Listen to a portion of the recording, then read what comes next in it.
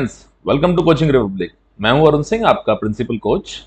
Class की शुरुआत की जाए उससे पहले मैं आप सभी लोगों से रिक्वेस्ट करूंगा कि प्लीज ज्वाइन करें हमारा टेलीग्राम चैनल, ताकि आपको हमारी आने वाली क्लासेस के लिंक्स यहां पर मिलते रहें। उसके अलावा अगर आप लोगों ने अभी तक हमारा यूट्यूब चैनल सब्सक्राइब नहीं किया है तो प्लीज इसे सब्सक्राइब करें। अगर आपको हमारी क्लासेस, हमारे वीडियोस पसंद आते हैं तो प्लीज उन्हें लाइक करें, कमेंट करें, शेयर करें and do not forget to press the bell icon so that you can get the notification of our upcoming videos and our upcoming classes। ये क्लास है जिसमें हम लोग डिस्कस कर रहे हैं यूपीएससी और स्टेट पीएससी एग्जामिनेशंस के लिए, कॉम्पिटिटिव एग्जाम्स के लिए, और इसमें हम लोग डिस्कस कर रहे हैं ancient Indian history. Ancient Indian history में सबसे पहला चैप्टर हमारा चल रहा है जो है sources of ancient Indian history का।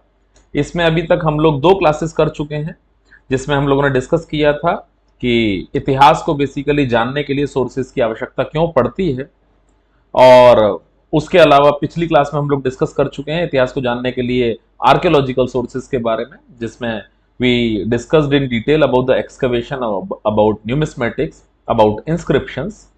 इस क्लास में अपने इतिहास को जानने के लिए जो बाकी बचे हुए सोर्सेज हैं, जो बाकी बचे हुए स्रोत हैं जिनसे हम लोग अपने इतिहास को, अपने हिस्ट्री को रिकंस्ट्रक्ट कर सकते हैं, यानी कि लिटरेरी सोर्सेज, साहित्यिक स्रोत, उनको डिस्कस करेंगे। उसके अलावा फॉरेन अकाउंट्स को, लिटरेरी सोर्सेज जिसमें रिलीजियस लिटरेचर और नॉन रिलीजियस लिटरेचर इस क्लास का पॉइंट रहेंगे, पॉइंट ऑफ डिस्कशन रहेंगे, और फॉरेन अकाउंट्स यानी विदेशी यात्रियों के खाते। तो जैसे मैंने आपको बताया था, अपने इतिहास को जानने के अलग अलग तरीके होते हैं, अलग अलग सोर्सेज होते हैं जिनकी मदद से हम लोग अपने इतिहास को रिक्रिएट कर सकते हैं। आर्कियोलॉजिकल सोर्सेज हुए, लिटरेरी सोर्सेज हुए, और उसके अलावा फॉरेन अकाउंट्स हुए। आर्कियोलॉजिकल सोर्सेज में चाहे एक्सकेवेशंस हो, चाहे इंस्क्रिप्शंस हो, चाहे न्यूमिस्मेटिक्स हो। अपनी पिछली क्लास में हम लोग इन सभी सोर्सेज को डिटेल में डिस्कस कर चुके हैं। इस क्लास में we are going to discuss about the religious sources and non religious sources, यानी कि रिलीजियस लिटरेचर, धार्मिक साहित्य और गैर धार्मिक साहित्य। उसके अलावा फॉरेन अकाउंट्स, यानी कि वो विदेशी यात्री जो समय समय पर हिंदुस्तान आए, उन्होंने हिंदुस्तान में रहकर हिंदुस्तान को अपने नजरिए से देखा, उसके बाद अपनी किताबों में हिंदुस्तान के समाज के बारे में, हिंदुस्तान की अर्थव्यवस्था के बारे में, हिंदुस्तान की राजनीति के बारे में और हिंदुस्तान के धार्मिक मतों के बारे में, रिलीजियस बिलीफ्स के बारे में अपना वृत्तांत जो है अपनी किताबों में लिखा, जिससे आज के समय में उस समय के इतिहास को रिक्रिएट करने में, उस समय के इतिहास को जानने में वाकई में काफी मदद मिलती है। तो बिना समय गंवाए हम लोग शुरुआत करते हैं लिटरेरी सोर्सेज से, और उसमें भी रिलीजियस लिटरेचर से। रिलीजियस लिटरेचर नाम से ही जाहिर है वो लिटरेचर जो धार्मिक लिटरेचर है। धार्मिक लिटरेचर से ऐसा बिल्कुल भी जरूरी नहीं है कि हमें उस समय के केवल धर्म के बारे में पता चले, राइट। फॉर एग्जाम्पल अगर मैं बात करता हूं धार्मिक अनुसरण की, ठीक है, या फिर आप ये कहिए धार्मिक रीति रिवाजों की। एक व्यक्ति ऐसा है जिसके बारे में किताब लिखी हुई है पूरी की पूरी, और उसमें वो अपने इष्ट की या अपने भगवान की पूजा कर रहा है, ठीक है, मन मन में उसको याद करता है। दूसरी एक किताब है जिसमें किसी दूसरे व्यक्ति के बारे में डिटेल्स लिखी हुई हैं, और उसमें यह लिखा हुआ है कि वो व्यक्ति पूजा करते समय तमाम यज्ञ करता है, तमाम हवन करता है, अनुष्ठान करता है, अलग अलग तरीके से भगवान को प्रसन्न करने की कोशिश करता है, राइट, तमाम आहुतियां देता है।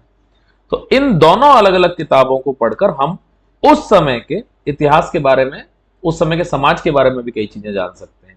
जैसे कि पहली किताब जिसमें लिखा हुआ है कि उसने ईश्वर को सिर्फ मन से याद किया, तो यानी कि उस समय के समाज में बहुत ज्यादा अनुष्ठान या बहुत ज्यादा आडंबर शामिल नहीं थे। वहीं पर अगर हम दूसरे व्यक्ति के बारे में जानते हैं, दूसरे व्यक्ति से संबंधित किताब को पढ़ते हैं और जिसमें बताया जाता है कि वो अपने भगवान की प्रार्थना कर रहा है और उस प्रार्थना के दौरान वो यज्ञ कर रहा है, हवन कर रहा है, तमाम अनुष्ठान कर रहा है, तमाम आहुतियां दे रहा है, तो इससे हमें पता चलता है कि उस समय का समाज जो था उसमें इन सब चीजों का प्रयोग होना शुरू हो चुका था। उसमें भगवान के भक्ति के लिए बेसिकली अनुष्ठानों का अनुसरण होना शुरू हो चुका था।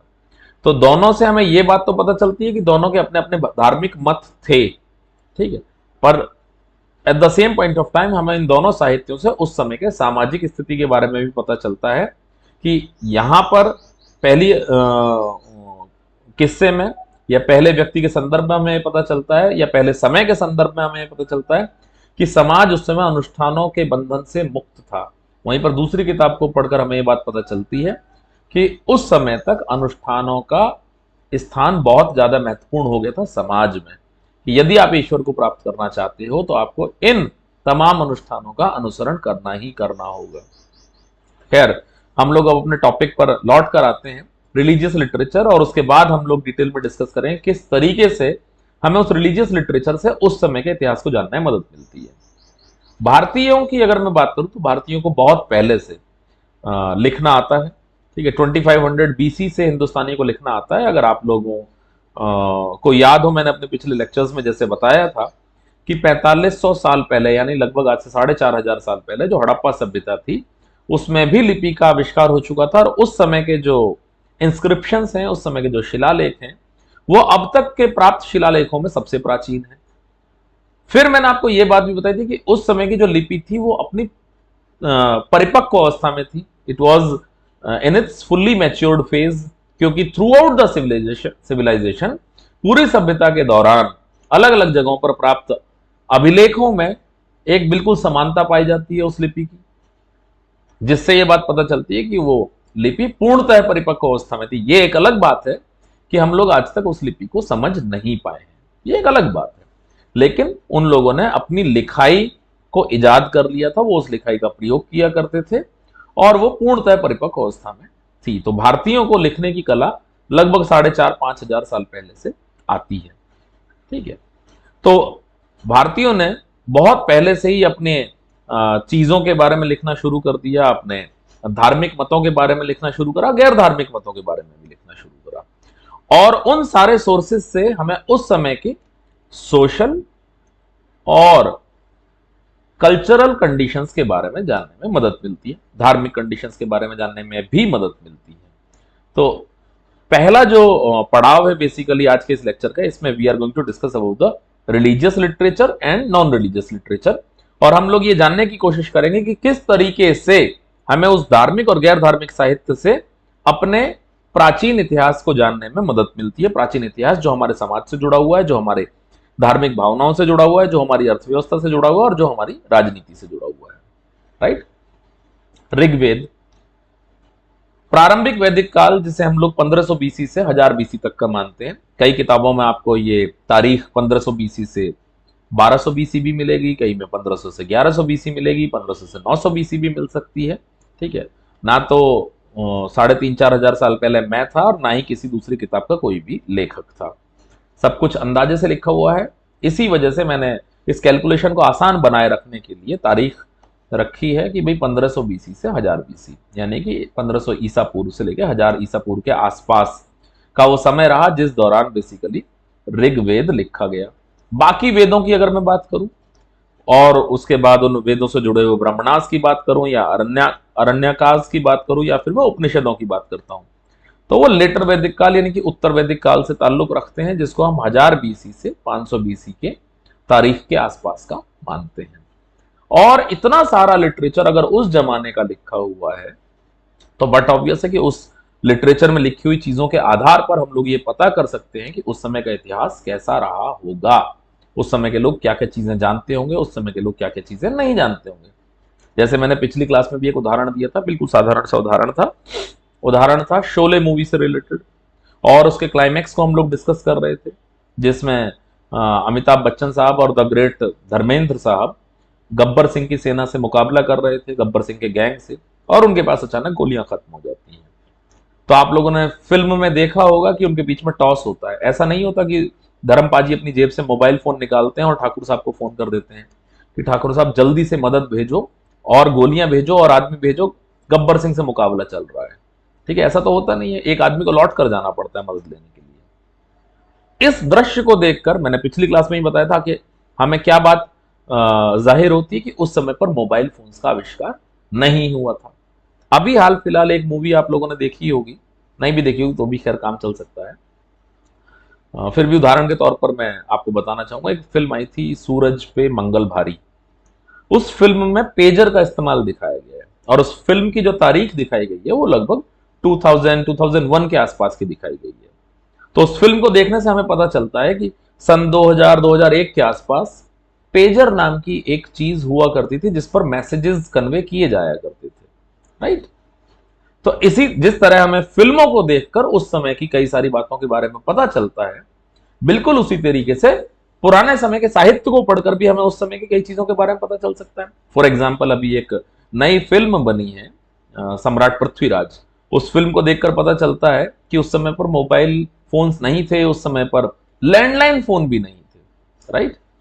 क्योंकि उसमें सम्राट पृथ्वीराज जो है बेसिकली इस तरह के किसी भी कम्युनिकेशन मोड का इस्तेमाल करते हुए नहीं दिखते हैं। इनफैक्ट उस समय पर तोपें भी नहीं थी। आप पूरी फिल्म में देखोगे भी तोपों का इस्तेमाल कहीं देखने को नहीं मिलता है। तोपों का इस्तेमाल वैसे भी हिंदुस्तान में पहली बार 1526 के युद्ध में हुआ था, जो बाबर और लोदी के बीच में हुआ था, राइट। तो फिल्मों को देखकर जब हमें उस समय के इतिहास के बारे में जानकारी मिलती है, तो बट ऑब्वियस सी बात है कि हमें पुराने साहित्य को पढ़कर भी उस समय के बारे में जानकारी मिल सकती है। एक फिल्म है मोहनजोदाड़ो। आप उस फिल्म को देखोगे, कहीं पर भी शहर में एक भी बिजली का तार दिखाई नहीं देता, कोई टावर दिखाई नहीं देता, ठीक है, कोई कार दिखाई नहीं देती, कोई हवाई जहाज दिखाई नहीं देता, राइट। तो इस समय क्या पता चलता है कि ना उस समय पर समाज में बिजली थी, ना मोबाइल फोन्स थे, ना गाड़ियां थी, बाकी और कोई भी आधुनिक चीजें नहीं हुआ करती थी। ये हमें फिल्म को देखकर पता चलता है। और मोहनजोदाड़ो के बारे में बताया गया है कि फिल्म लगभग 4500 साल पुराने सब्जेक्ट के ऊपर बनी हुई है, विषय के ऊपर बनी हुई है। तो जिस तरीके से इन फिल्मों को देखकर हमें ये बात मालूम हो जाती है कि उस कालांतर की फिल्म है, और इससे हम देख पा रहे हैं, समझ पा रहे हैं कि उस कालांतर में ये सारी चीजें नहीं हुआ करती थी। बिल्कुल उसी प्रकार से उसी समय का साहित्य अगर हम आज के समय में पढ़ते हैं, उस साहित्य को पढ़कर हम बहुत आसानी से इस चीज के कंक्लूजन तक पहुंच सकते हैं कि उस समय समाज में क्या हुआ करता था, उस समय की राजनीति कैसी थी, उस समय की अर्थव्यवस्था कैसी थी, और उस समय पर हमारे धार्मिक मत किस प्रकार के हुआ करते थे, राइट। अगर मैं ऋग्वेद की बात करता हूं तो उसमें कुल मिलाकर 1028 प्रेयर्स हैं, 1028 प्रेयर्स। ऑल्दो ऋग्वेद के बारे में और बाकी सारे वेदों के बारे में, ब्रह्मनास के बारे में, अरंकास के बारे में या उपनिषदों के बारे में हम वैदिक पीरियड जो क्लास होगी उसमें डिटेल में पढ़ेंगे, लेकिन फिर भी मैं यहां पर आपको एक जानकारी देना चाहूंगा ताकि आप लोगों को ये पता चल सके कि किस तरीके से इस वैदिक लिटरेचर से, लेटर वैदिक लिटरेचर से और बाकी धार्मिक साहित्यों से हम लोग अपने प्राचीन इतिहास के बारे में जान सकते हैं। तो ऋग्वेद की अगर मैं बात करता हूं, यानी कि ऋग्वैदिक काल की बात करता हूं, जो 1500 बीसी से लेकर 1000 बीसी के आसपास तक का है। ऋग्वैदिक काल में आप देखोगे इन 1028 मंत्रों के आधार पर आप देखते हो कि हम लोग उस समय प्रकृति की पूजा किया करते थे, ठीक है। इसमें किसी भी प्रकार के रिचुअल्स के बारे में, अनुष्ठान के बारे में, आडंबर के बारे में या फिर आहुति के बारे में कोई जानकारी नहीं मिलती है, कोई जानकारी नहीं मिलती है। हमें जानकारी मिलती है कि हम लोग उस समय नेचर लविंग हुआ करते थे, हम लोग प्रकृति की पूजा किया करते थे, प्रकृति के उपासक हुआ करते थे। यानी कि हमारे समाज में यह मान्यता थी कि we are sincerely thankful to our nature. हम लोग अपनी माता प्रकृति के लिए पूरी तरीके से समर्पित थे और उनको धन्यवाद करते थे। इसी वजह से उनके अलग अलग रूपों की पूजा किया करते थे। हम लोग जमीन की पूजा करते थे क्योंकि लोगों का ये मत रहा होगा कि ये वो जमीन है जो हमारी माँ है, जिससे उगा हुआ अन्न हम लोग खाते हैं, जिससे निकलने वाला पानी हम लोग पीते हैं, जिसके ऊपर हम लोग रहते हैं। वहीं पर हम लोग अग्नि की पूजा किया करते थे क्योंकि वो एनर्जी का सोर्स हुआ करता था। ऑल्दो अग्नि को यह भी माना गया है कि अगर हम लोग भगवान के साथ कम्युनिकेट करना चाहते हैं तो अग्नि के थ्रू हम लोग भगवान तक अपनी बातों को पहुंचा सकते हैं, अग्नि के थ्रू हम लोग भगवान तक अपने भोग को पहुंचा सकते हैं, राइट। हम लोग इंद्र की पूजा किया करते थे क्योंकि वो भी प्रकृति से जुड़े हुए भगवान थे, क्योंकि वो बेसिकली उनको माना जाता था कि थंडर्स का देवता, राइट। तो हम लोग शायद उस समय प्रकृति की पूजा करते रहे होंगे कि हे प्रभु, हम पर इन विनाशकारी तूफानों को आने से रोकना। तो ओवरऑल अगर हम लोग ऋग्वेद को अच्छी तरीके से देखते हैं, समझते हैं, तो हमें ये बात पता चलती है कि हम लोग उस समय पर प्रकृति के उपासक थे। ये हमारी धार्मिक मत की बात हुई।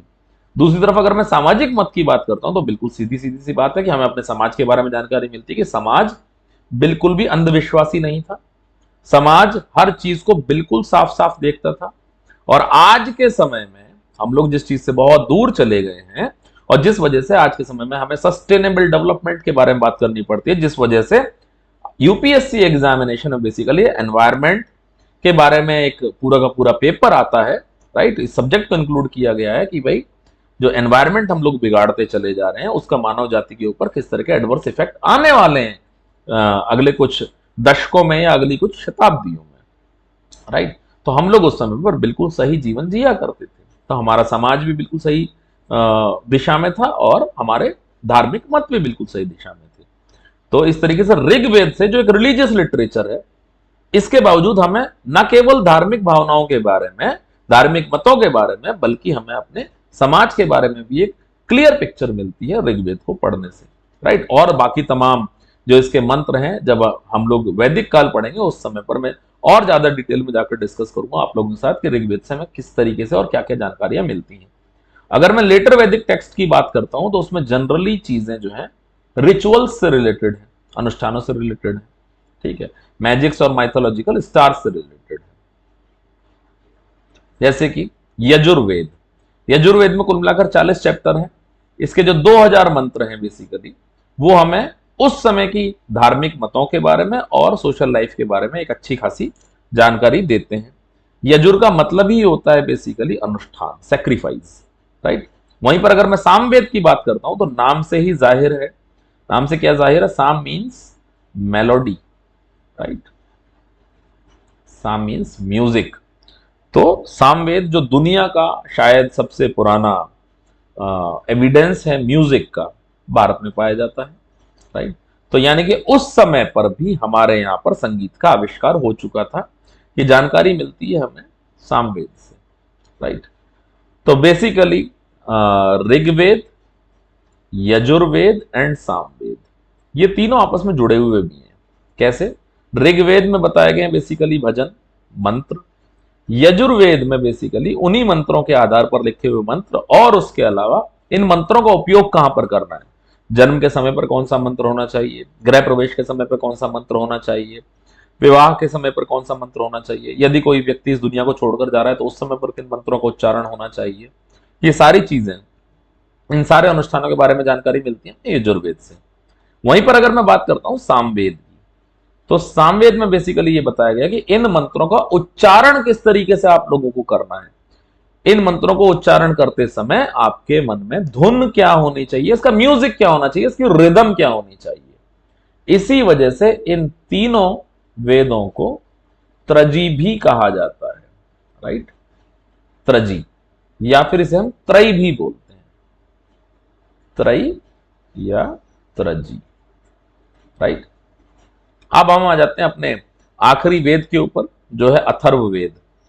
अथर्ववेद को हम लोग अथर्व अंगिरस के नाम से भी जानते हैं। उसके अलावा इसे लोग ब्रह्मवेद के नाम से भी पुकारते हैं। कारण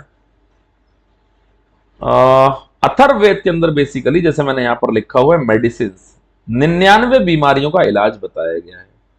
अब लोगों को यह मानना था कि जो मानव शरीर है इसकी रचना स्वयं ब्रह्मा जी ने करी है, और अगर इसके अंदर किसी तरह की कोई समस्या आ जाती है तो वो किसी भी मानव के लिए संभव नहीं है कि उस बीमारी का इलाज किया जा सके, उस मनुष्य को ठीक किया जा सके। स्वयं ब्रह्मा जी ही उस बीमारी का इलाज कर सकते हैं, उस मनुष्य को ठीक कर सकते हैं, राइट। तो इसी वजह से लोगों ने इस वेद को ब्रह्मवेद भी कहना शुरू कर दिया। तो अथर्ववेद से बेसिकली हमें उस समय के समाज के बारे में, उस समय के रिचुअल्स के बारे में, ठीक है, मैजिक, जिसे वो लोग सोचते थे काला जादू, स्पेल्स, ऐसा बिल्कुल नहीं है, ठीक है। वो बेसिकली एक बीमार व्यक्ति का एक सही व्यक्ति में का जो ये प्रोसेस हुआ करता था, एक बीमार व्यक्ति जो ठीक हो जाया करता था, उससे वो जादू ही सोचते थे, राइट। उसके अलावा मेडिसिन, इन सब चीजों के बारे में एक अच्छी जानकारी हम लोगों को मिलती है अथर्ववेद के माध्यम से। इसके बाद ब्राह्मणास है बेसिकली। वेद जो है वो बहुत ही ज्यादा कठिन लैंग्वेज में लिखे हुए थे, कठिन संस्कृत में लिखे हुए थे, राइट। मंत्रों के रूप में वो लिखे हुए थे, मंत्र लिखे हुए थे। अब साधारण मनुष्य को उन मंत्रों की समझ हो पाना बिल्कुल असंभव थी, असंभव सी बात थी। फिर क्या किया जाए?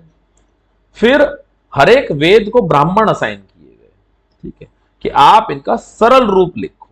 तो वेदों के ब्राह्मण अपॉइंट हुए, जिन्होंने स्टोरी की फॉर्म में उन वेदों का अर्थ लिखना शुरू किया। ऑल्दो वो भी संस्कृत में लिखा गया, और वो भी लोगों, आम जन की समझ से परे की चीज थी, राइट। तो इन ब्राह्मणों ने जो अपना अपना इंटरप्रिटेशन लिखा, ठीक है, वेदों को एग्जैक्ट समझ पाना किसी के भी बस की बात नहीं थी, किसी के लिए भी पूर्णतः संभव नहीं था, इसीलिए सभी लोगों ने अपना अपना अपना इंटरप्रिटेशन लिखा है वेदों को लेकर।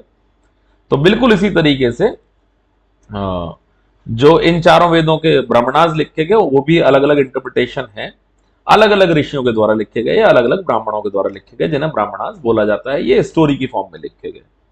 अब कुछ लोगों ने कहा कि साहब हमारी समझ से परे की बात है, हमें समझ में नहीं आ रहा कि ये क्या लिखा है, वो भी संस्कृत थी ये भी संस्कृत है, अंतर इतना है कि वो श्लोकों की फॉर्म में थे और ये सारे कहानियों की फॉर्म में है, लेकिन संस्कृत हमें समझ में नहीं आ रही साहब, इतनी कठिन, हमारे लिए कोई और आसान मार्ग बताइए।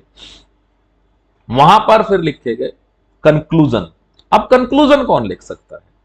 कंक्लूजन वो आदमी लिख सकता है किसी भी चीज से रिलेटेड कंक्लूजन की अगर हम लोग बात करें, जिसका किसी भी चीज से कोई लेना देना ना हो, जो पूरी तरीके से तटस्थ हो, जो किसी तरफ इंक्लाइंड ना हो, जो किसी तरफ झुका हुआ ना हो, जिसका किसी के प्रति प्रेम ना हो और जिसका किसी के प्रति द्वेष ना हो, वो आदमी कंक्लूजन लिख सकता है।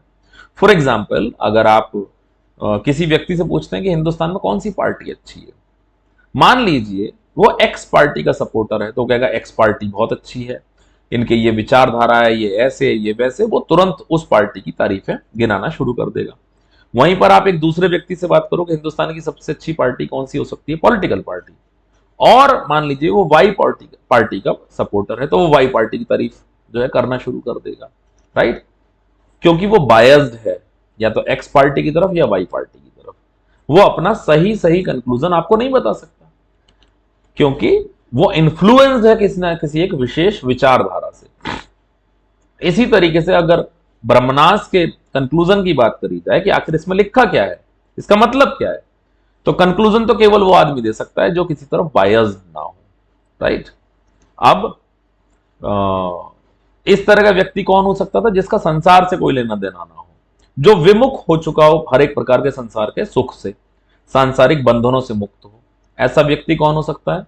जो जंगलों में रह रहा है, सन्यास बिता रहा है, उसके सामने कोई चीज आई, उसने उसका बिल्कुल एग्जैक्ट अर्थ लिख दिया, उससे इसका मन दुखता है या वो प्रसन्न होता है, उनको कोई लेना देना नहीं है, राइट? तो ये सारा लिटरेचर जो है बेसिकली अरण्यक कहलाया, ठीक है? क्यों? क्योंकि जंगलों में रहने वाले लोगों ने इसको लिखा और जंगलों को हम लोग अरण्य कहकर बुलाते हैं, राइट? तो सबसे पहले वेद थे जो बहुत टिपिकल संस्कृत में थे, श्लोक की फॉर्म में थे, उनको आसान समझने के लिए स्टोरी की फॉर्म में लिखा गया ब्रह्मणास के रूप में। ब्रह्मणास को समझना ही मुश्किल था, राइट? तो कंक्लूजन लिखा गया, कंक्लूजन लिखा गया अरण्यकाज में। बेसिकली वो लोग जो अरण्य में रहा करते थे, ठीक है, जो जंगलों में रहा करते थे, जो अनबायस्ड थे किसी की भी तरफ, जो किसी की भी तरफ झुके हुए नहीं थे, तो उन्होंने अरण्यक लिखे, राइट? और उसके बाद आते हैं उपनिषद। अब उपनिषद क्यों आए? कुछ स्टूडेंट्स का ये कहना था कि सर मैं क्यों मानूं जो अरण्यक में लिखा हुआ है, मैं तो नहीं मानता बिल्कुल भी कि ये ही सही है। आप मुझसे डिस्कस कीजिए, मुझे समझाइए, मुझे बताइए। फॉर एग्जाम्पल, अगर कोई एक बच्चा है केमिस्ट्री पढ़ रहा है, तो उसको एक गुरुजी बताते हैं कि बेटा ये एक एटॉम है और इस एटॉम के अंदर एक न्यूक्लियस होता है, ठीक है? जो बाहर वाला पोर्शन है इसमें इलेक्ट्रॉन्स मूव करते रहते हैं, जो बीच का पोर्शन है इसे हम लोग न्यूक्लियस बोलते हैं, जिसमें पॉजिटिवली चार्ज प्रोटॉन्स होते हैं और उसके अलावा न्यूट्रॉन्स होते हैं, ठीक है? मेन वजन जो होता है वो इन्हीं में होता है, ये तो ऑलमोस्ट नेग्लिजिबल होता है इनका जो वेट होता है। तो एक स्टूडेंट होगा, ठीक है सर मेरी समझ में आ गया जो आपने मुझे बताया। दूसरा स्टूडेंट ये होगा, वो कहेगा सर मैं क्यों मानूं कि ऐसा होता है, मुझे तो आप समझाइए कि ऐसा क्यों होता है। तो फिर टीचर इनको बताएंगे कि बेटा रदरफोर्ड ने एक गोल्ड फॉइल एक्सपेरिमेंट किया था, जिसमें अल्फा पार्टिकल्स की बौछार की गई थी, बम्बार्डमेंट की गई थी। उसमें कुछ अल्फा पार्टिकल्स जो पॉजिटिवली चार्ज होते हैं वो वापस आ जाते हैं जो बीचों बीच गए थे, यानी कि बीच में रिपल्शन भी था और उसके अलावा बीच में मास भी था, जिसको ये क्रॉस नहीं कर पाए। जो पास वाले अल्फा पार्टिकल्स थे वो बहुत दूर चले गए, जो थोड़ा दूर से गुजर रहे थे वो थोड़ा कम दूर गए, क्योंकि ये भी पॉजिटिवली चार्ज थे। उसके बाद और पास वाले जो हैं वो बहुत ज्यादा दूर चले जा रहे हैं, इसका मतलब ये भी पॉजिटिवली चार्ज रहे होंगे जो यहां पर बीच वाला पोर्शन रहा होगा। जो थोड़े दूर से गए वो भी डेविएट हुए, लेकिन वो उतने ज्यादा नहीं कि पॉजिटिव से पॉजिटिव हुआ, लेकिन वो थोड़ी दूरी पर था तो थोड़े कम डेविएट हुए। तो इससे क्या पता चलता है कि ये जो पोर्शन है इसमें मैक्सिमम वेट है, उसके अलावा ये पॉजिटिवली चार्ज है। तो इससे हम लोग इस थ्योरी को सही मान सकते हैं। तब बच्चे ने कहा ठीक है सर, मेरी समझ में आ गया। राइट, इस चीज को कहा जाता है कि गुरु के साथ डिस्कशन करना, किसी भी चीज को आंख बंद करके स्वीकार ना कर लेना। तो उपनिषद जो थे, बेसिकली उपनिषद में यही था कि शिष्यों ने कहा गुरु से कि जी हम क्यों मान लें, जो अरण्यक में लिखा हुआ है मैं उसे कंक्लूजन क्यों मानूं, आप मुझे समझाओ। राइट, तो these are the basically philosophical speculations between guru and shishya. Guru और शिष्य के बीच में ये बेसिकली शास्त्रार्थ है, गुरु और शिष्य के बीच में दर्शन की बातें हैं जो यहां पर मेंशन की गई अरण्य उपनिषदों में। राइट, तो जैसे मैंने आप लोगों को ब्राह्मणास के बारे में बताया था, ये ऋग्वेद के ब्राह्मण हो गए, सामवेद के ब्राह्मण हुए, यजुर्वेद के ब्राह्मण हुए और अथर्ववेद के ब्राह्मण हुए। ठीक है, अरण्यक जो मैंने आपको बताया कि ये जंगलों में लिखे गए थे, जो आत्मा, जन्म, मृत्यु और मृत्यु के बाद का जो जीवन होता है बेसिकली उन सब चीजों के बारे में अरण्यकाज में लिखा गया है। राइट, उपनिषद के बारे में मैंने बताया, उपनिषद का जो एग्जैक्ट मीनिंग होता है उसका मतलब होता है सिट नियर समवन, किसी के बिल्कुल समीप बैठना। तो एक शिष्य है जो अपने गुरु के पास बैठा हुआ है और उसके साथ बेसिकली फिलोसफिकल और स्पिरिचुअल नॉलेज का आदान प्रदान चल रहा है, डिस्कशन हो रहा है।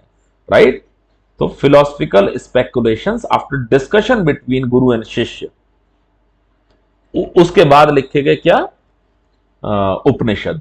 राइट, अगर मैं उपनिषदों की बात करता हूं कुल मिलाकर 108 हैं और सत्यमेव जयते ये बेसिकली मुंडक उपनिषद से लिया गया है। सत्यमेव जयते नाम की एक फिल्म भी है और जॉन अब्राहम ने इसमें मुख्य भूमिका निभाई है और इसमें वो किसी से फोन पर बात करते हैं और उस फोन पर बात करते समय वो बताते भी हैं सामने वाले को कि सत्यमेव जयते मुंडक उपनिषद से लिया गया है। तो अगर हम फिल्में भी देखें तो थोड़ा समझने के दृष्टिकोण से हमें देखनी चाहिए। ठीक है, रामायण की अगर मैं बात करता हूं तो महर्षि वाल्मीकि ने इसको लिखा है, बहुत अच्छा रिलीजियस लिटरेचर है जिससे हमें उस समय के बारे में बहुत सारी जानकारी मिलती है। महाभारत जो है ये महर्षि वेदव्यास ने लिखा है। अगर मैं पुराणों की बात करता हूं जिनकी गिनती कुल मिलाकर 18 है, राइट, तो पुराण जो है बेसिकली वो धार्मिक लिटरेचर तो है, लेकिन पुराणों से जो हमें जानकारी मिलती है वो जानकारी मिलती है उन राजवंशों के बारे में जो 6ठी शताब्दी ईसा पूर्व में भारत के अलग अलग हिस्सों में अपना शासन किया करते थे। राइट, जो उस समय की डायनेस्टीज हुआ करती थी, जो उस समय के राजवंश हुआ करते थे जो हिंदुस्तान के अलग अलग हिस्सों में शासन किया करते थे, पुराणों से हमें उनके बारे में जानकारी मिलती है। रिलीजियस लिटरेचर में ऐसा नहीं है कि केवल वैदिक लिटरेचर की ही अगर हम लोग बात करें, रिलीजियस लिटरेचर में और तरह का भी लिटरेचर आता है, जिसमें मैं बात करता हूं बुद्धिस्ट लिटरेचर की, वो साहित्य जो बौद्ध धर्म से जुड़ा हुआ है बेसिकली, उसका भी स्थान रिलीजियस लिटरेचर में ही आता है। अगर मैं पिटक की बात करता हूं, पिटक जो शब्द का आविष्कार हुआ है बेसिकली ये आया पिटारी से। एक पिटारी के अंदर बहुत सारी चीजें होती है ना, उसमें से निकलती हैं, ठीक है, बिल्कुल उसी से आया पिटक। तो इस पिटारी में भी बौद्ध धर्म से रिलेटेड कई सारी बातें की गई हैं। कुल मिलाकर 3 तरह के पिटक हैं, इसी वजह से इन्हें त्रिपिटक कहते हैं। राइट, जो उस समय के समाज के बारे में, उस समय के इकोनॉमिक कंडीशंस के बारे में, पॉलिटिकल लाइफ के बारे में और गौतम बुद्ध के जीवन काल के बारे में हमें बहुत सारी जानकारी देते हैं। बौद्ध लिटरेचर बेसिकली पाली लैंग्वेज में लिखा गया बहुत शुरुआती दौर में, बहुत बाद में आकर संस्कृत लैंग्वेज का भी प्रयोग किया गया है कुछ लिटरेचर में। राइट, लेकिन अगर मैं पिटक्स की बात करता हूं तो वो पाली लैंग्वेज में ही लिखे गए। सुत्त पिटक, विनय पिटक, अभिधम्म पिटक, ये 3 तरह के पिटक हैं जो मैंने बताया त्रिपिटक। राइट, अगर मैं सुत्त पिटक के बारे में बात करूं तो इससे हमें बहुत सारी अच्छी नॉलेज मिलती है बेसिकली उन उपदेशों के बारे में और रिलीजियस आइडियाज के बारे में जो गौतम बुद्धा ने दिए थे। ठीक है, ये इन सब चीजों की जानकारी मिलती है हमें सुत्त पिटक से। राइट, गौतम बुद्धा ने जो बुद्धिज्म के लिए कोड ऑफ कंडक्ट डिसाइड किया था कि आपको ये करना है अगर आप बुद्धिज्म को अपनाते हो तो, और आपको ये चीज नहीं करनी है अगर आप बुद्धिज्म के अंदर हो तो, इन सब चीजों के बारे में जानकारी मिलती है हमें विनय पिटक से।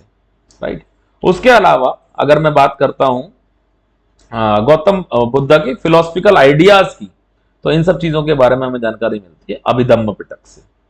ठीक है, तो पिटक्स या फिर बुद्धिस्ट लिटरेचर जो है जिसके अंदर पिटक आते हैं, ये भी हमें उस समय के समाज के बारे में, अर्थव्यवस्था के बारे में, राजनीति के बारे में बहुत अच्छी जानकारी देते हैं। हाँ, साथ साथ गौतम बुद्धा के बारे में भी हमें काफी जानकारी इससे प्राप्त होती है। जातक, जातक कथाओं की अगर मैं बात करता हूं तो इस समय गौतम बुद्धा की, भगवान गौतम बुद्धा की पिछले जन्मों के बारे में काफी जानकारी मिलती है। ऑल्दो गौतम बुद्धा भगवान को बेसिकली विष्णु भगवान का 9वां अवतार माना जाता है। ये कहा गया है कि विष्णु भगवान के कुल मिलाकर 10 अवतार होने हैं। रामचंद्र जी हुए, उसके अलावा नरसिंह भगवान हुए, श्री कृष्ण भगवान हुए, उसके अलावा भगवान परशुराम हुए, भगवान गौतम बुद्ध हुए, वामन अवतार हुए, वारा अवतार हुए, और एक अवतार मैं भूल रहा हूं और कौन से हुए। खैर, आप जब हम इस टॉपिक को डिस्कस करेंगे तो I definitely give you detailed idea about this. इसके अलावा एक कल्कि अवतार होने हैं, जो बताया जाता है कि कलयुग में जब पाप जो है अपने चरम पर होगा तब कल्कि के रूप में अवतार लेंगे। तो भगवान गौतम बुद्धा का जो है बेसिकली भगवान विष्णु का 9वां अवतार कहा जाता है।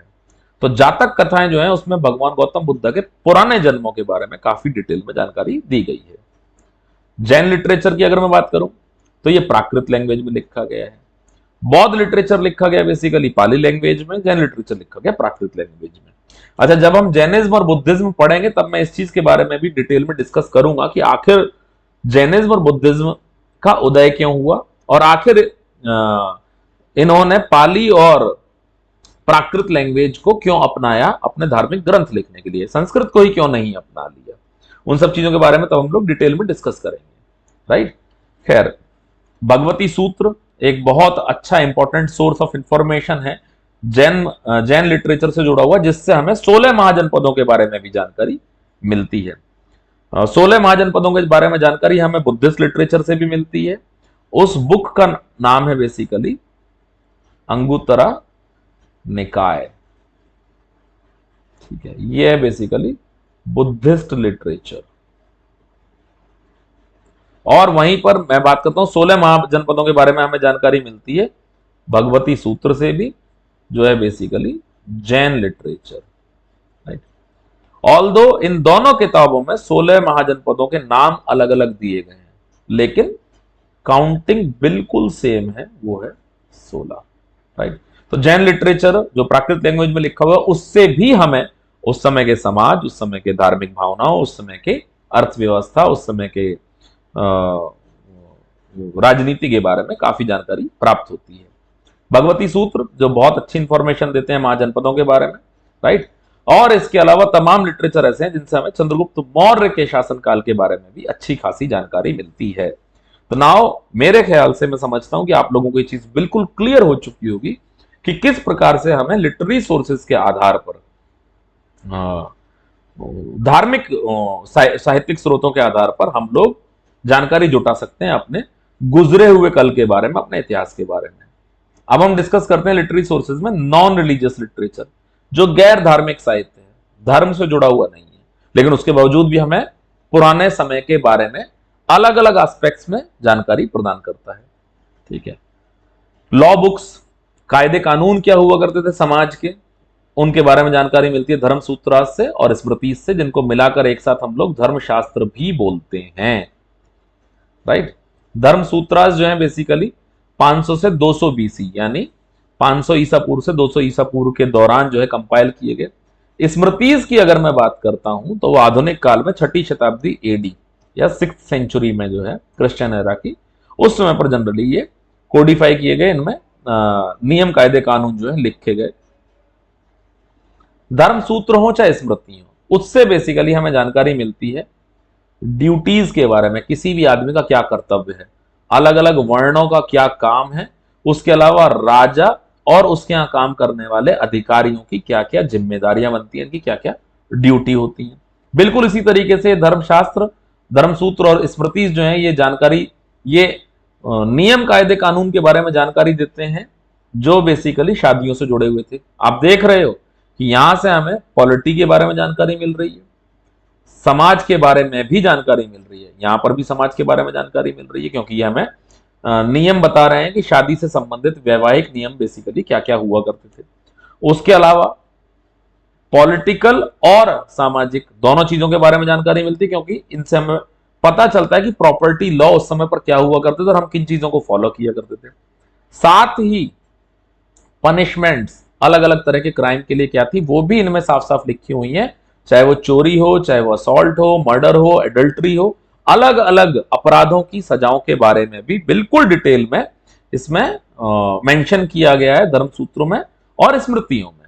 राइट, तो यू कैन इजिली अंडरस्टैंड कि चाहे वो हमारे धार्मिक साहित्य हो, चाहे वो हमारे गैर धार्मिक साहित्य हो, उससे हमें उस समय के सामाजिक, उस समय की आर्थिक, उस समय की धार्मिक मतों के बारे में बहुत अच्छी जानकारी मिलती है। राइट, अर्थशास्त्र जो कौटिल्य ने लिखा था, जिससे हमें बहुत अच्छी जानकारी मिलती है चंद्रगुप्त मौर्य के शासनकाल के दौरान की। ऑल्दो चंद्रगुप्त मौर्य ने 299 या 298 या 297 बीसी में जैन धर्म अपना लिया था और उसके बाद चंद्रगुप्त मौर्य शासन छोड़कर चले गए थे और उसके बाद बिंदुसार गद्दी पर बैठे थे जो उनके पुत्र थे। अच्छा, बहुत किताबों में लिखा होगा 299 बीसी, बहुत में लिखा होगा 298, 297। ठीक है, मैंने 3 साल बताए हैं क्योंकि मुझे कंफर्म नहीं है, क्योंकि मैंने तमाम अलग अलग किताबों में अलग अलग साल पढ़े हैं कि चंद्रगुप्त मौर्य कब शासन छोड़ के और जैन धर्म अपना के श्रवणबेलगोला चले गए थे।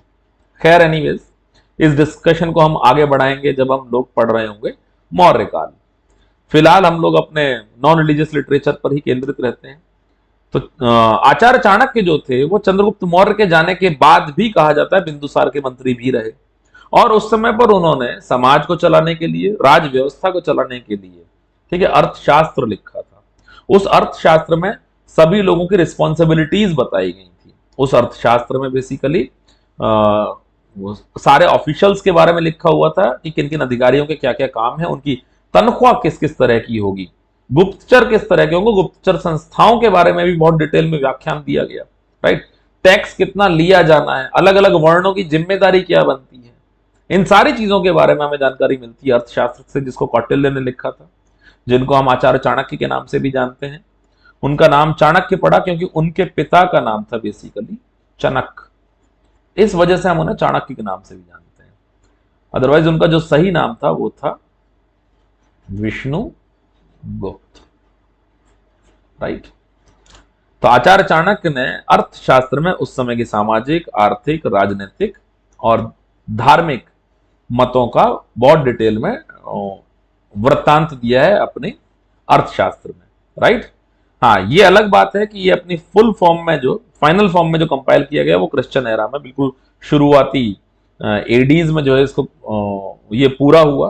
राइट, लेकिन इसके जो शुरुआती हिस्से हैं, शुरुआती अंश हैं, जो हमें चंद्रगुप्त मौर्य के शासन प्रणाली के बारे में बहुत ज्यादा डिटेल में इंफॉर्मेशन देते हैं, वो उसी समय के लिखे हुए हैं।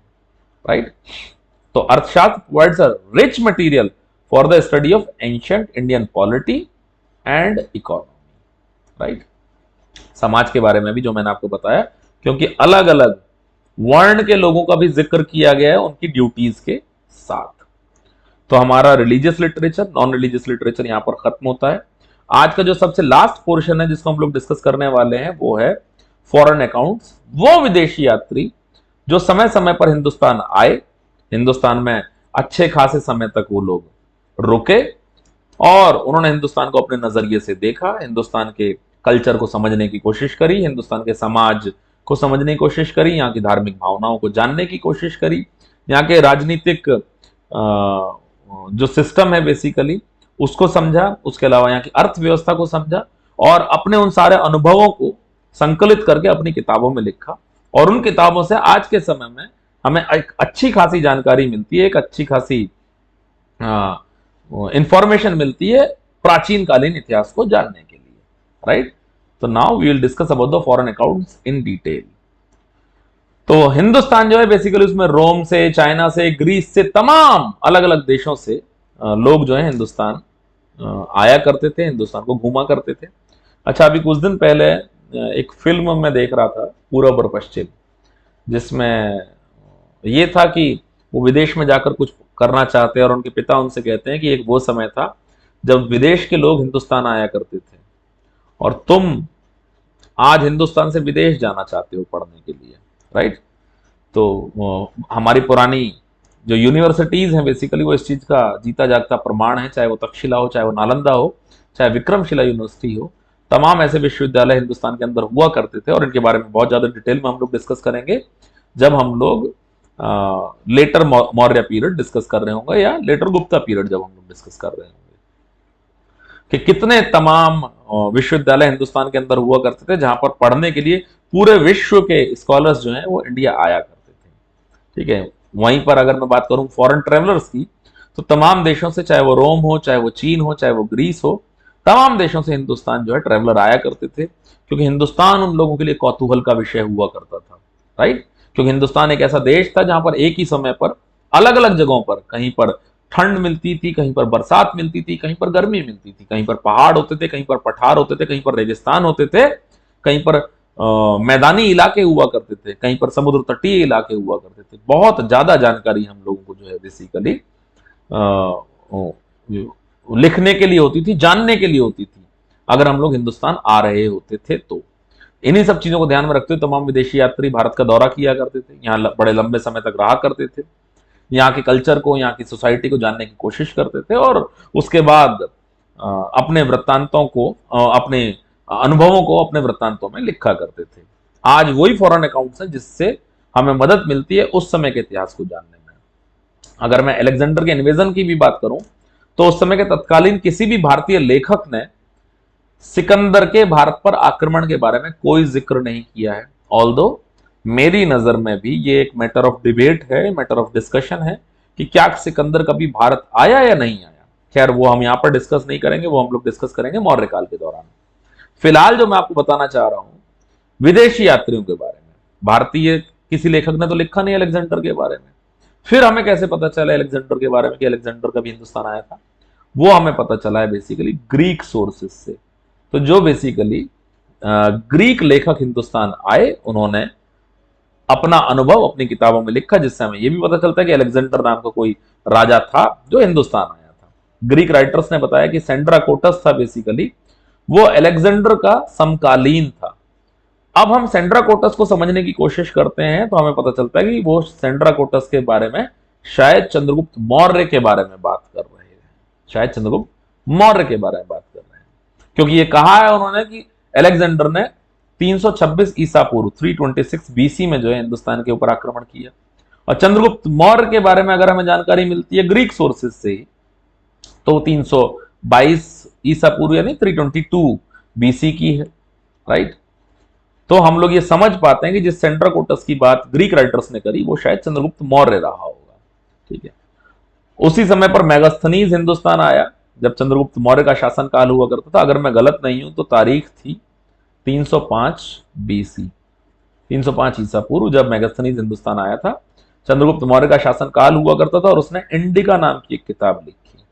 ठीक है, although this is not free from the exaggeration, बहुत बातें इसमें बहुत बढ़ा चढ़ाकर भी लिखी गई हैं, लेकिन बहुत सारी बातें ऐसी हैं जिनसे हमें काफी एक्यूरेट इंफॉर्मेशन मिलती है कई चीजों के बारे में। जैसे फॉर एग्जांपल मैं अगर पांड्यास की बात करता हूं, जो दक्षिण भारत में बेसिकली एक किंगडम हुआ करती थी, उनके बारे में सबसे पहली बार जिक्र मेगास्थनीज ने किया अपनी किताब में। राइट, जिसमें उसने बताया कि पांड्यास की एक किंगडम है साउथ इंडिया में जो मात्र प्रधान है, ठीक है, जो महिला प्रधान किंगडम है, उसके बारे में जानकारी हमें सारी सबसे पहली बार जो मिली वो मेगास्थनीज के द्वारा ही मिली। राइट, मेगास्थनीज ने बताया कि पाटलिपुत्र में किस तरह लकड़ी बहुत प्रचुरता में पाई जाया करती थी। और अगर मैं आर्कियोलॉजिकल एक्सकवेशन की बात करता हूं तो मेगास्थनीज की बात बिल्कुल सच प्रतीत होती है, क्योंकि चंद्रगुप्त मौर्य का जो भवन भी मिला है उसमें लकड़ी का बहुत ज्यादा प्रयोग वहां पर देखने को मिलता है। राइट, जो पिलर्स हैं वो सारे के सारे लकड़ी के बने हुए हैं। तो इस तरीके से हमें काफी जानकारी मिलती है विदेशी यात्रियों के द्वारा लिखी गई किताबों से भी।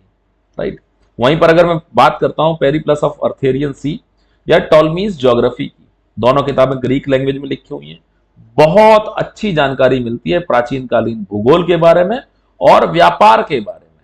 राइट, जो हिंदुस्तान के बीच में और पश्चिमी देशों के बीच में जो व्यापार हुआ करता था, किन जल मार्गों से या किन भूमार्गों से वो व्यापार हुआ करता था, वो एक अच्छी जानकारी मिलती है। राइट, तो हमें ज्योग्राफी के बारे में पता चल रहा है। ठीक है, वो कौन से मार्ग थे जहां से ये व्यापार होता था। तो पेरिप्लस ऑफ अर्थेरियन सी और Ptolemy's geography very good source of information about ancient times. अगर मैं पहली किताब की बात करता हूं तो इसके बारे में यह है कि ये 80 से लेके और 115 एडी के आसपास लिखी गई होगी। वहीं पर टॉलमीज की ज्योग्राफी की बात करता हूं तो माना जाता है कि 150 एडी में लिखी गई किताब है। पेरिप्लस ऑफ अर्थेरियन सी से हमें जानकारी मिलती है रामन ट्रेड के बारे में, जो हिंदुस्तानियों के साथ हुआ करता था रेड सी के माध्यम से, पर्शियन गल्फ में और हिंद महासागर में व्यापार हुआ करता था। राइट, तो आप बिल्कुल आसानी से समझ सकते हैं कि ये विदेशियों ने किताबें लिखी, ग्रीक लैंग्वेज में लिखी हुई, तो बट ऑब्वियस है विदेशी यात्रियों की ही किताबें रही होंगी, फॉरेन अकाउंट्स ही है, जिससे हमें जानकारी किसके बारे में मिल रही है, व्यापार के बारे में, और जिससे हमें जानकारी किसके बारे में मिल रही है, भूगोल के बारे में, व्यापारिक मार्गों के बारे में। राइट, इसी तरीके से अगर मैं प्लिनी की नेचुरला हिस्टोरिया के बारे में बात करता हूं, जो लैटिन लैंग्वेज में लिखी हुई है, जो पहली शताब्दी ईस्वी की लिखी हुई किताब है, और इससे हमें जानकारी मिलती है trade between India and Italy, Bharat और इटली के बीच में जो व्यापारिक संबंध हुआ करते थे, जो व्यापार हुआ करता था, उसके बारे में जानकारी किससे मिल रही है, प्लिनी की नेचुरला हिस्टोरिया से। राइट, वहीं पर अगर मैं बात करता हूं चीनी यात्रियों की, चाहे फाहेन की बात करो चाहे ह्वेनसांग की बात करो, ये हिंदुस्तान आए, काफी लंबे समय तक रुके। फाहेन जो है 5वीं शताब्दी में आए थे, उस समय पर गुप्ताज का शासन हुआ करता था। ठीक है, बहुत अच्छी जानकारी मिलती है उस समय के समाज के बारे में, उस समय की धार्मिक भावनाओं के बारे में, उस समय की आर्थिक स्थितियों के बारे में, हिंदुस्तान के अंदर कैसी चीजें हुआ करती थी। जैसे कि फाहेन की किताब से आपको जानकारी मिलेगी कि भारत में पहली बार जो अनटचेबल्स, अछूत शब्द का जो आविष्कार है वो बेसिकली गुप्ता काल में हुआ। उससे पहले अछूत नाम की कोई चीज ही नहीं हुआ करती थी। 5वीं शताब्दी मतलब गुप्त काल में ही इस चीज का जिक्र पहली बार हमें किसी भी किताब में देखने को मिलता है। तो अछूत शब्द जो आज के समय में भी अनफॉर्चुनेटली समाज में बहुत गहराई तक जड़े किए हुए है, ऑल्दो भारत का संविधान इस चीज की बिल्कुल भी इजाजत नहीं देता है। राइट, लेकिन कई लोग हैं, मैं सबके बारे में बात नहीं कर रहा, जो अपनी मानसिकता के पीछे इस काले दृश्य को लिए हुए बैठे हैं कि कुछ लोग अछूत होते हैं। भगवान के द्वारा बनाया गया कोई व्यक्ति अछूत कैसे हो सकता है। ठीक है, ऑल्दो फाहेन ने इसमें भी अपनी किताब में यह भी बताया कि किस तरीके से अगर कोई व्यक्ति अछूत को टच कर जाता था, क्योंकि अछूत जब शहर के अंदर प्रवेश करता था तो वो डंडा पीटते हुए आता था सड़क पर, ताकि लोगों को पता चल जाए कि एक अछूत आ रहा है और लोग उससे दूरी बना लें।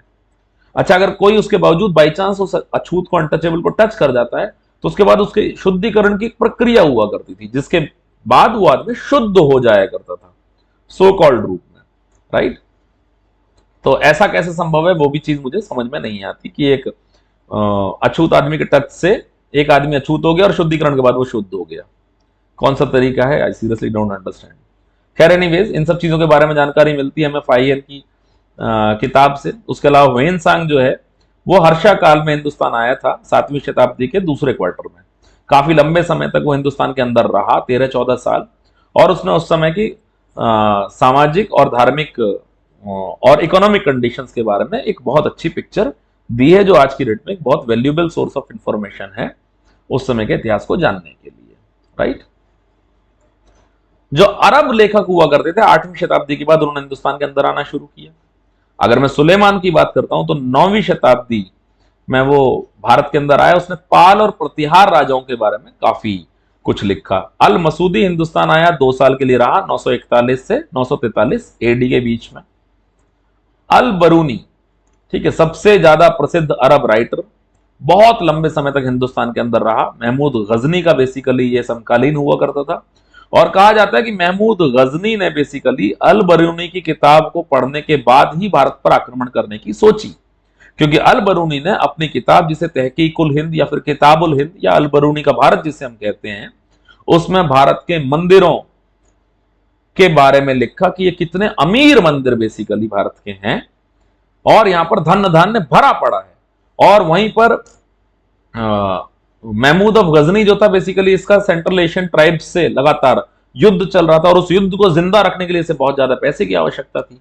तो अल बरूनी की उस किताब से इसको जानकारी मिलती है कि भारत के मंदिरों में बहुत ज्यादा पैसा है, और इसी वजह से ये हिंदुस्तान पर आक्रमण करता है उन मंदिरों को लूटने के लिए 17 बार। सोमनाथ का जो मंदिर था वो लास्ट रेड थी 1025 में, जिसमें इसने सोमनाथ के मंदिर को लूटा। राइट, अल बरूनी हिंदुस्तान में बहुत लंबे समय तक रहा। इसने संस्कृत भी पढ़ी, यहाँ के बहुत सारे लिटरेचर को पढ़ा, और ये कहा जाता है कि उसने हिंदुस्तान का एक अनबायस्ड वर्जन जो है अपनी किताब में लिखा, और उस किताब का नाम था तहकीक उल हिंद या किताब उल हिंद, या फिर आप कह सकते हैं अलबरूनी का भारत। तो ये रहे basically religious literature, non religious literature और फॉरेन अकाउंट्स। इससे पिछली क्लास में हम लोगों ने डिस्कस किया था आपके आर्कियोलॉजिकल सोर्सेज के बारे में, चाहे एक्सकेवेशंस रहे हो, चाहे इंस्क्रिप्शंस रहे हो, चाहे न्यूमिस्मेटिक्स रहा हो। ठीक है, सबसे पहली क्लास में मैंने आपको यह बताया था कि क्यों इतिहास को जानने के लिए बहुत ज्यादा जरूरत पड़ती है सोर्सेज की, स्रोतों की, क्योंकि उन्हीं की मदद से हम लोग अपने उस इतिहास को रिकंस्ट्रक्ट कर सकते हैं। क्योंकि जो चीज पुराने समय में बीत चुकी है और मैं वहां पर अगर मौजूद नहीं हूं, तो मेरे लिए पूरी तरीके से असंभव है कि मैं ये बता पाऊं कि उस समय आखिरकार क्या हुआ था। तो अपने इतिहास को जानने के लिए हमें स्रोतों पर निर्भर रहना पड़ता है। पिछली क्लासेस इस चीज से जुड़ी हुई थी, जिसमें हम लोगों ने डिस्कस किया अपने अलग अलग सोर्सेज के बारे में बहुत ज्यादा डिटेल में, चाहे आर्कियोलॉजिकल सोर्सेज रहे हो, चाहे लिटरेरी सोर्सेज रहे हो, चाहे फॉरेन अकाउंट्स रहे हो। अगली क्लास में मुलाकात होगी हमारी कल। एक बार मैं फिर आप लोगों से कहना चाहूंगा कि प्लीज ज्वाइन करें हमारा टेलीग्राम चैनल। उसके अलावा अगर आप लोगों ने हमारा यूट्यूब चैनल अभी तक सब्सक्राइब नहीं किया है तो प्लीज उसे सब्सक्राइब करें। अगर आपको हमारी क्लासेस, हमारे वीडियोस पसंद आते हैं, उन्हें लाइक करें, कमेंट करें, शेयर करें और बेल आइकॉन दबाना बिल्कुल भी ना भूलें। राइट, इसके अलावा आप लोग हमें फॉलो कर सकते हैं हमारे फेसबुक पेज पर और लिंक्डइन पेज पर। Thank you so much, good luck, best of luck and all the very best, take care.